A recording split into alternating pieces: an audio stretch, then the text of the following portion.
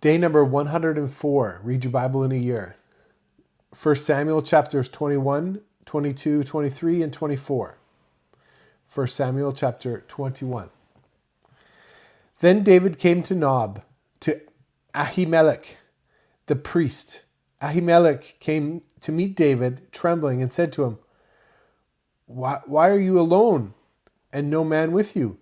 David said to Ahimelech, the priest, The king has commanded me to do something, and has said to me, Let no one know anything about the business about which I send you, and what I have commanded to you. I have sent the young man to a certain place. Now, therefore, what is under your hand? Please give me 5 loaves of bread in my hand, or whatever is available. The priest answered David and said, I have no common bread, but there is holy bread, if only the young men have kept themselves from women.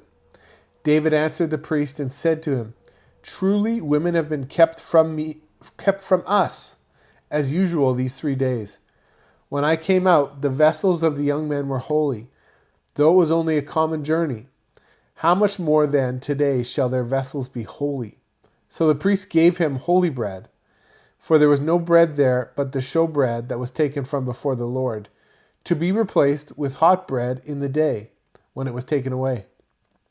Now a certain man of the servants of Saul was there that day, detained before the Lord, and his name was Doeg, the Edomite, the best of the herdsmen who belonged to Saul. David said to Ahimelech, Isn't there here under your hand spear or sword? For I have brought my sword, or I haven't brought my sword or my weapons with me, because the king's business required haste. The priest said, The sword of Goliath the Philistine, whom you killed in the valley of Elah, is here wrapped in a cloth behind the ephod.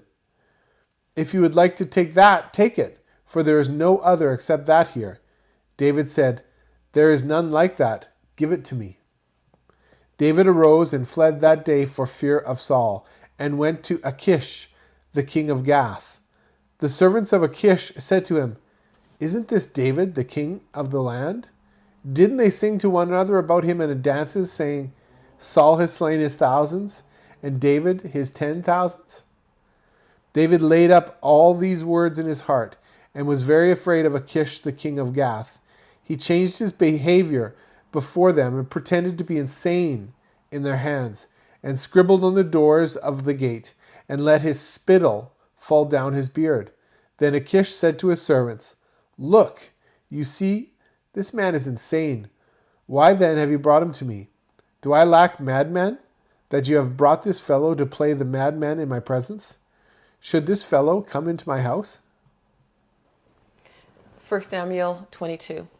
David therefore departed from there and escaped to Adullam's cave. When his brothers and all his father's house heard it, they went down there to him. Everyone who was in distress, everyone who was in debt, and everyone who was discontented gathered themselves to him, and he became captain over them. There were with him about 400 men.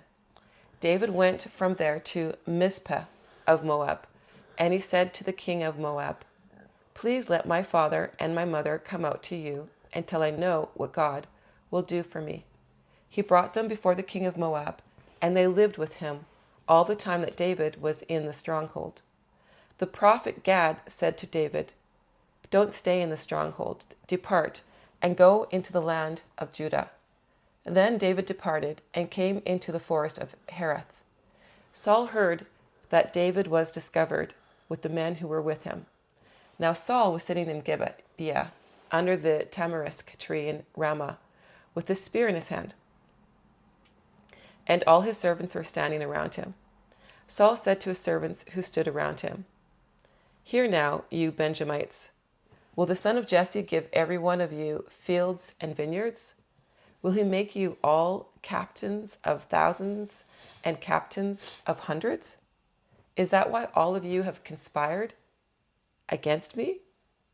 And there is no one who discloses to me when my son makes a treaty with the son of Jesse, and there is none of you who is sorry for me or discloses to me that my son has stirred up my servant against me to lie in wait, as it is today? Then Doeg the Edomite, who stood by the servants of Saul, answered and said, I saw the son of Jesse coming to Nob, to Ahimelech, the son of Ahitub. He inquired of the Lord for him, gave him food, and gave him the sword of Goliath the Philistine. Then the king sent to call Ahimelech, the priest, the son of Ahitub, and all his father's house, the priests who were in Nob, and they all came to the king. Saul said, Hear now, you son of Ahitub. He answered, Here I am, my lord. Saul said to him, Why have you conspired against me, you and the son of Jesse, in that you have given him bread and a sword, and have inquired of God for him, that he should rise against me to lie in wait as it is today? Then Ahimelech answered the king and said, Who amongst all your servants is so faithful as David, who is the king's son-in-law, captain of your bodyguard, and honored in your house? Have I today begun to inquire of God for him? Be it far from me. Don't let the king impute anything to his servant, nor to all the house of my father, for your servant knew nothing of all this, less or more. The king said, You shall surely die, Ahimelech, you and all your father's house. The king said to the guard who stood about him, Turn and kill the priests of the Lord, because their hand also is with David, and because they knew that he fled and didn't disclose it to me. But the servants of the king wouldn't put out their hand to fall on the priests of the Lord. The king said to Doeg, Turn and attack the priests. Doeg the Edomite turned, and he attacked the priests, and he killed on that day 85 people who wore a linen ephod. He struck Nob, the city of the priests, with the edge of the sword, both men and women, children and nursing babies, and cattle, donkeys, and sheep with the edge of the sword. One of the sons of Ahimelech, the son of Ahitub, named Abiathar, escaped and fled after David. Abiathar told David that Saul had slain the Lord's priests. David said to Abiathar, I knew on that day when Doeg the Edomite was there that he would surely tell Saul, I am responsible for the death of all the persons of your father's house. Stay with me. Don't be afraid, for he who seeks my life seeks your life. You will be safe with me. 1 Samuel chapter 23. David was told, The Philistines are fighting against Keilah and are robbing the threshing floors. David inquired of the Lord, saying, Shall I go and strike these Philistines? The Lord said to David, Go, strike the Philistines and save Keilah. David's men said to him, We are afraid here in Judah. How much more then if we go to Keilah against the armies of the Philistines? Then David inquired of the Lord yet again. The Lord answered him and said, Arise, go down to Keilah, for I will deliver the Philistines into your hand. David and his men went to Keilah and fought with the Philistines, and brought away their livestock and killed them with a great slaughter. So David saved the inhabitants of Keilah. When Abiathar, the son of Ahimelech, fled to David to Keilah, he came down with the ephod in his hand. Saul was told that David had come to Keilah, and Saul said, God has delivered him into my hand, for he is shut in by entering into a town that has gates and bars. Saul summoned all the people to go to war, to go down to Keilah, to besiege David and his men. David knew that Saul was devising mischief against him. He said to Abiathar, the priest, Bring the ephod here. Then David said, O Lord, the God of Israel, your servant has surely heard that Saul seeks to come to Keilah to destroy the city for my sake. Will the men of Keilah deliver me up into his hand? Will Saul come down, as your servant has heard? Lord, the God of Israel, I beg you, tell your servant. The Lord said, He will come down. Then David said, Will the men of Keilah deliver me and my men into the hand of Saul? The Lord said, They will deliver you up. Then David and his men, who were about 600, arose and departed out of Keilah and went wherever they could go. Saul was told that David had escaped from Keilah, and he gave up going there. David stayed in the wilderness, in the strongholds, and remained in the hill country, in the wilderness of Ziph. Saul sought him every day, but God didn't deliver him into his hand. David saw that Saul had come out to seek his life. David was in the wilderness of Ziph, in the woods. Jonathan, Saul's son, arose and went to David into the woods and strengthened his hand in God. He said to him, "Don't be afraid, for the hand of Saul, my father, won't find you, and you will be king over Israel, and I will be next to you. And Saul, my father, knows that also." They both made a covenant before the Lord. Then David stayed in the woods, and Jonathan went to his house. Then the Ziphites came up to Saul to Gibeah, saying, "Doesn't David hide himself with us in the strongholds in the woods, in the hill of Hachilah, which is on the south of the desert? Now, O king, come down according to all your desire of your soul to come down, and our part will be to deliver him up into the king's hand." Saul said, "You are blessed by the Lord, for you have had compassion on me. Please go, make yet more sure, and know and see his place where his haunt is, and who has seen him there, for I have been told that he is very cunning. See therefore, and take knowledge of all the lurking places, where he hides himself, and come again to me with certainty, and I will go with you.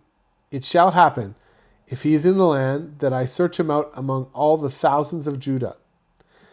They arose and went to Ziph before Saul, but David and his men were in the wilderness of Maon, in the Arabah, on the south of the desert. Saul and his men went to seek him. When David was told, he went down to the rock and stayed in the wilderness of Maon. When Saul heard that he pursued David into the wilderness of Maon, Saul went on this side of the mountain, and David and his men on that side of the mountain. And David hurried to get away for fear of Saul. For Saul and his men surrounded David and his men to take them. But a messenger came to Saul, saying, "Hurry and come, for the Philistines have made a raid on the land." So Saul returned from pursuing David and went against the Philistines. Therefore, they called that place Selah Hamakaloth. David went up from there and lived in the strongholds of En-gedi. 1 Samuel 24. When Saul had returned from following the Philistines, he was told, "David is in the wilderness of En-gedi." Then Saul took 3,000 chosen men out of all Israel and went to seek David and his men on the rocks of the wild goats. He came to the sheep pens by the way, where there was a cave, and Saul went in to relieve himself. Now David and his men were staying in the innermost part of the cave. David's men said to him, "Behold, the day of which the Lord said to you, 'I will deliver your enemy into your hand, and you shall do it to him as it shall seem good to you.' The day has come." Then David arose and cut off the skirt of Saul's robe secretly. Afterwards, David's heart struck him because he had cut off Saul's skirt. He said to his men, "The Lord forbid that I should do this thing to my Lord, the Lord's anointed, to stretch out my hand against him, since he is the Lord's anointed." So David checked his men with these words and didn't allow them to rise against Saul. Saul rose up out of the cave and went on his way. David also arose afterward and went out of the cave and cried after Saul, saying, "My Lord, the king."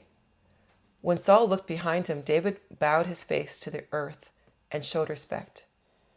David said to Saul, "Why do you listen to men's words, saying, 'David seeks to harm you'? Today your eyes have seen how the Lord had delivered you today into my hand in the cave. Some urged me to kill you, but I spared you. I said, 'I will not stretch out my hand against my Lord, for he is the Lord's anointed.' Moreover, my father, see the skirt of your robe in my hand. For I cut off the skirt of your robe, and I didn't kill you. Know and see that there's neither evil nor disobedience in my hand. I have not sinned against you, though you hunt for my life to take it. May the Lord judge between me and you, and may the Lord avenge me of you. But my hand will not be on you. As the proverb of the ancients say, out of the wicked comes wickedness, but my hand will not be on you. Against whom has the king of Israel come out? Whom do you pursue? A dead dog? A flea? May the Lord therefore be the judge and give a sentence between you and me, and see and plead my cause and deliver me out of your hand. So it came to pass that when David had finished speaking these words to Saul, Saul said, "Is that your voice, my son, David?" Saul lifted up his voice and he wept. He said to David, "You are more righteous than I, for you have done good to me, where I have done evil to you. You have declared today how you have dealt well with me, because when the Lord had delivered me up into your hand, you didn't kill me. For if a man finds his enemy, will he let him go away unharmed? Therefore, may the Lord reward you good for that which you have done to me today. Now, I know that you will surely be king, and that the kingdom of Israel will be established in your hand. Swear now, therefore, to me by the Lord, that you will not cut off my offspring after me, and that you will not destroy my name out of my father's house." David swore to Saul. Saul went home, but David and his men went up to the stronghold. Well, there's some pretty crazy stories going on here with Saul and David. The scary thing that I see here is how far Saul had fallen from where he was. Yeah, we see that Saul is chasing David from city to city or town to town, and what jealousy can do to somebody. Yes. How it can affect the mind, Yeah. how it can affect your spirit, your spirituality, how it can just eat somebody up. Yeah. God was taking or separating the hearts in this situation. David was going one way and Saul was going the other way. David was remaining righteous and connected to God, and Saul was going further and further, even to the point where Saul kills the priests. Yeah. I mean, Saul, in one hand, he's saying all these religious terms, God is with you, to one of the groups of people. And at this other hand, he's so out of touch spiritually and he's so filled with jealousy. And also, many times it says he feared David. So him seeing David successful, it led to him being very insecure. Yeah. And the insecurity led him to have fear. And that fear led him to do some horrible things and some very unrighteous things. True. And so I'm seeing here, what I'm learning from this part of the Bible is God is teaching us about the impact of insecurity. If we start to take control of things and we start to put security in ourselves, in our own strength, in our own intellect, in what we've done in our lives. I know I've done that before, taken security in those things, and I do it at different times. I always have to go back and remember, you know what? Those things aren't important. Yeah. The only thing that's important is me following God. And so it doesn't matter what somebody's saying about me. It doesn't matter what, if I've succeeded in something or not. It really, in the long run, it doesn't matter. The only thing that matters is my heart with God and where it stands. If I have a humble heart before God or not, and that's shown through how I treat the people around me. Yeah. Saul I think he was completely out of touch. Yeah. With where he really was in the eyes of God, And then we see David, who rightly was given kingship. Samuel appointed David king over Israel. He could have taken it into his own hands, but he trusted God and waited for God's timing. Yeah, and like you said before, I mean, here in this, story, which is a true story, this is a historical facts that are happening here. It's not just some made up a story in the Bible, but David was somebody who was the king, and Saul was the king before him. This is a historical fact. We see here that Saul killed the priest, like you had said earlier, and he wasn't even realizing what he was doing. He killed the priests of God, and he was putting pressure on the people around him to do it. Yeah. And they stood there. They did not want to lay a hand on the priests. And so finally, he had Doeg, A foreigner. a foreigner, who came and he did it. Yeah. And killed them all, killed everybody. Yeah. He killed the families, everybody who would. So he basically killed the priesthood. So, I mean, he's no longer, if we looked at it today, he was playing church, but boy, he was not somebody who was following God. Yeah. And here he is leading God's people. What a horrific place for the people to be in. And, what a terrible example Saul is. Yeah, yeah. And I do like the glimpse we get again, a glimpse of David and Jonathan's relationship, where David's out in the wilderness hiding with his man, and Jonathan comes to strengthen him, to encourage him.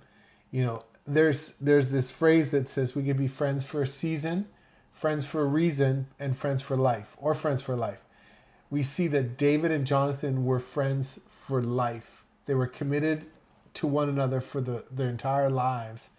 That's something to be emulated and respected in this world. And I think, as we're looking at relationships here in the Bible, this is such a great example of a relationship, because there could have been some sort of wall or barrier that could have come up between Jonathan and David, because, well, Jonathan's dad was trying to take David's life. Yeah. And so there was really some trust that was put on the line there. David's asking him at different times, like, are you for me? Like, are you with me or not? And John's like, absolutely. Like, I'm with you. And they, they had to commit themselves to each other. Yeah. They really had, if you want to see what a true relationship is, this is a true relationship, because we see that it takes a lot of trust. They were literally trusting each other's lives. They were putting each other's lives in each other's hands, because David was going to be the next king. And usually what we've seen in the past, the kings, like, they wipe out all the people who are supposed to inherit the kingdom.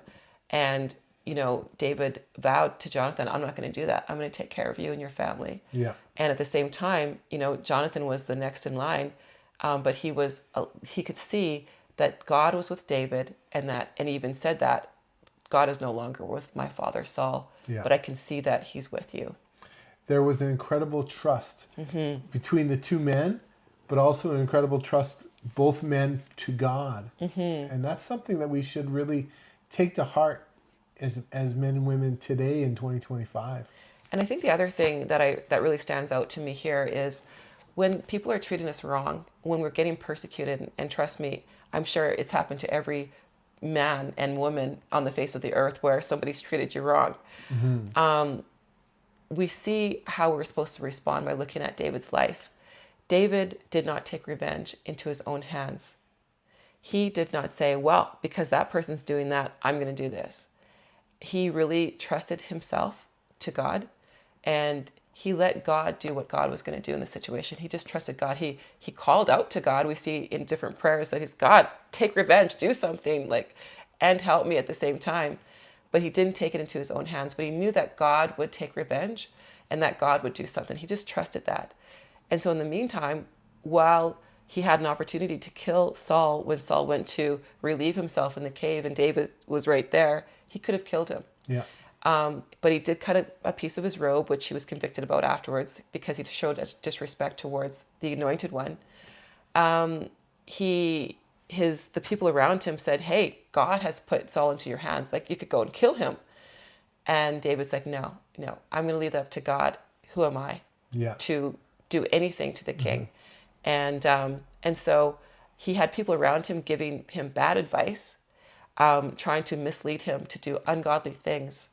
But he was firmly rooted in God, and he showed integrity by doing what was right in that situation. Sure, we need to be careful of those who we surround ourselves with, who are giving us advice spiritually or otherwise, to make sure we're following God's precepts and expectations for us in our lives. Absolutely. Those guys said, God has put this into your hands. There can be people around us who are spiritual, who They sound spiritual. Yeah.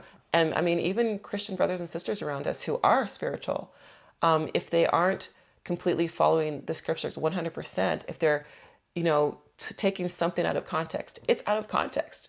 It's not from God. And so for me, it's making sure that what I'm teaching other people, it is from God, that it is from the scriptures. But also, if I'm getting advice from other people, and if I'm being led by other people, I want to make sure that what they're telling me and what they're guiding me in, that it is in fact from the scriptures, and that it's not something that's been convoluted and twisted a little bit, because I've seen it happen many times. And, it takes so much. We have to really be in the scriptures and know the Bible in order to know what is truth and what isn't truth, what is from God and what isn't from God. We can often kind of mix our humanistic understanding into God's words, but we need to realize that God's ways are not our ways, and his thoughts are far beyond our thoughts. Yeah, and thankfully, David is such a great example of what it means to trust God, to follow his way, not to give in to what we want to do, but really, when we're being persecuted, trust God, be righteous, don't repay evil with evil. So true. See you again tomorrow.